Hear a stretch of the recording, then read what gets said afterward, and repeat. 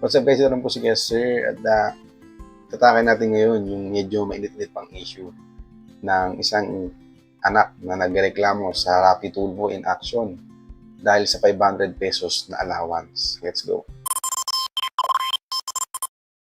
So nga guys, kung napanood nyo yung video na yon, so ang nangyari doon ay nagreklamo itong si girl sa Rappi Tulfo na itong si tatay niya ay nagbibigay lamang ng 500 pesos na allowance para sa kanyang school. Okay? At take note, siya po at ang kanyang ina ay second family. Ito pong si tatay ay merong legal family. Okay? So, ito po ay si tatay ay isang TNVS driver. Okay? So, hindi daw po consistent ang pagbigay niya ng allowance. Medyo mababa pa daw, 500. So, hindi ko na papahabain, panoorin nyo na lang yung video para po mas mahimay nyo, matimbang nyo, okay? Pero kung nandito na po kayo sa video ko, sasabihin ko na lang po yung aking opinion, okay? Kung tama ba yung kanyang ginawa, meron bang sense na nagreklamo pa sila sa Rappi Tulfo in action para doon sa ganung klaseng bagay. So, yun nga guys, for me, yung mga ganyang klaseng bagay na allowance, hindi na po yan dapat dinadala dyan. Okay? Yan po ay family matters. Okay? Family matters na yan. Lalo papakita po yan ng pera. Okay? Ang pera po ang pinakaugat dyan. Kumbaga, financial matters po. So, hindi na po yan dapat dinadala pa sa media. Okay? Alam po natin na ang Rappi Tulfo in action ay worldwide. Okay? Kayo ba na as a person, meron kayong problema sa allowance nyo, idudulog nyo pa ba sa Rappi Tulfo in action? Diba? Dapat pag-usapan yung internally, kayo lang. Kumbaga, hindi nyo na kailangan dalhin pa dyan. Kasi, unang-una, masisira kayo both sides. Kayong second family, yan sila second family, at yung legal family.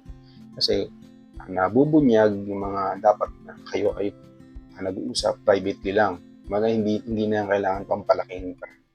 Okay, lalo yung baon-baon, allowance, hindi na po yung kailangan palaking pa.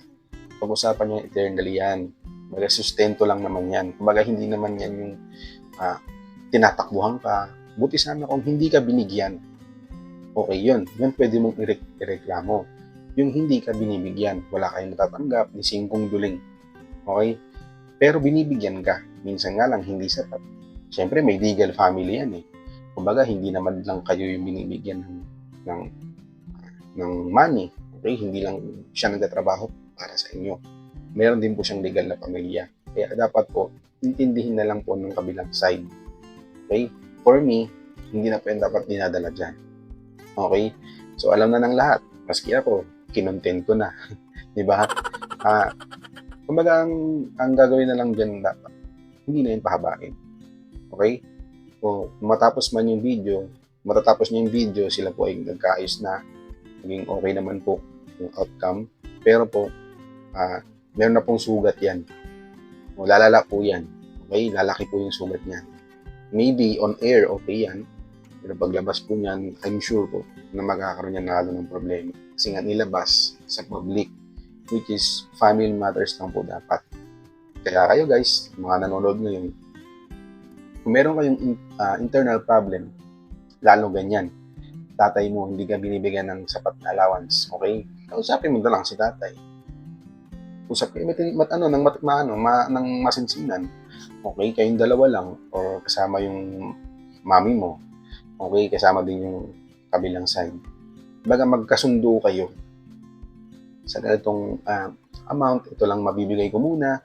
Kapag kumbaga paliwanag mo, kung ikaw yung tatay, paliwanag mo na kapag gipit ako, ito lang muna, pero hahabulin ko na lang or ganito. Pwede kayo magkaroon ng internal agreement. Kasi hindi naman lahat dapat dinadaan mo kay Rappi. Okay? Yung mga legal, yan, ganyan, sabi ko kanina, kung hindi ka binigyan, hindi ka, kasi ang tamang, ang legal side dyan, kung ang tatay ay hindi nagsusustento. Yan, may legal policy diyan. Okay? Pero kung nagbibigay naman at kulang lang, hindi po 'yun labag sa batas. Okay? Nagmukha lang po talagang sobrang sama ni tatay kasi dinala nga sa media. Okay? So, pero hindi mo na po ungkatin yun. Hindi na po natin ungkatin kung bakit meron siya second family, ito ganyan. Ang ano natin is yung dapat nakontento kayo sa anong binibigay sa inyo. Okay? Lalo't malaki na to. Si girl. Okay? Pwede na po siyang mag-extra effort magtrabaho or mag-apply as part-time job sa ibang trabaho para masustain niya yung pag-aaral niya. Kasi, totoo guys, hindi na sapat yung 500 pesos sa pag-aaral. O yan, kasi ngayon ang laki nga ng tinaas ng mga bilihin.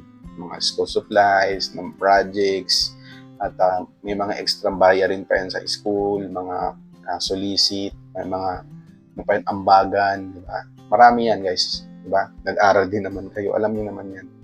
Kulang talaga yan. Pero, kung titingnan nyo, meron ka pa rin. Hindi ka talaga yung walang-wala. So, ang gagawin mo, binigyan ka ng 100, 200, 500, pagkasyahin mo. Okay?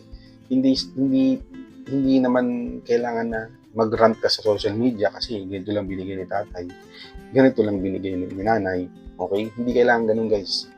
Ikaw as estudyante, as a person, as anak, na binigyan ng ganitong opportunity na magkaroon ng pera, di ba? Hindi mo alam kung saan yan kinuha ng tatay mo, ng nanay mo. Binigyan ka ng ganito para makapag-aral ka, makapasok sa school, makapagbayad ka sa mga projects. Okay? Hindi mo alam kung ganong hirap ang inabot ng magulang para bigay yan sa iyo. Okay? Okay? Hindi mo alam kung gano'ng kahirap. Okay? Dugot pawis yan. Kaya dapat mag-thank you ka, magpasalamat ka sa kanila na nabigyan ka. Kasi hindi lahat ng estudyante nagkakaroon ng allowance. Okay? Merong iba na nakakapag-aral, tumatawid pa ng ilog.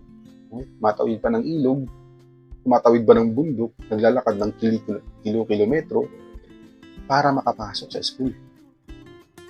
Pagdating sa school, wala pang baon. Diba? Walang baon.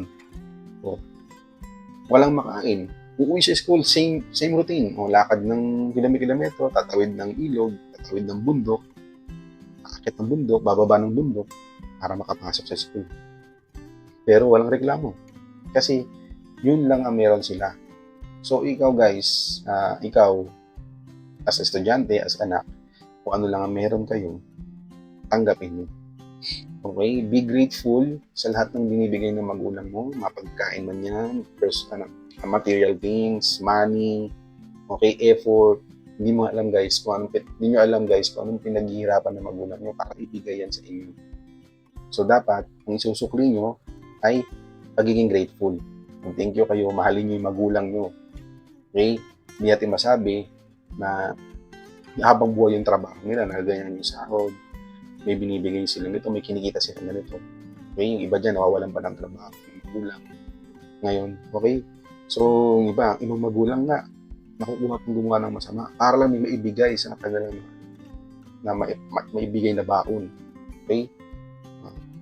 Kaya guys, yun lang ang aral dito. Okay? Unang-una, to recap ha. Unang-una, sa mga hindi nyo narinig, siguro mabilis ako magsalita. Unang-una, maging grateful kayo. Meron or wala, maging grateful kayo. Kung meron, mas maging grateful kayo. Okay? Kung medyo kulang, grateful pa rin dapat kayo. Okay? Magpasalamat kayo na meron kayo. Kasi hindi lahat ng estudyante ay merong nakukuwang allowance. Okay? So yun na guys, tapos na tayo. Maraming salamat sa panonood. Kung may natutunan ka, paki-follow at subscribe naman si Kuya Sir. Maraming salamat. Peace.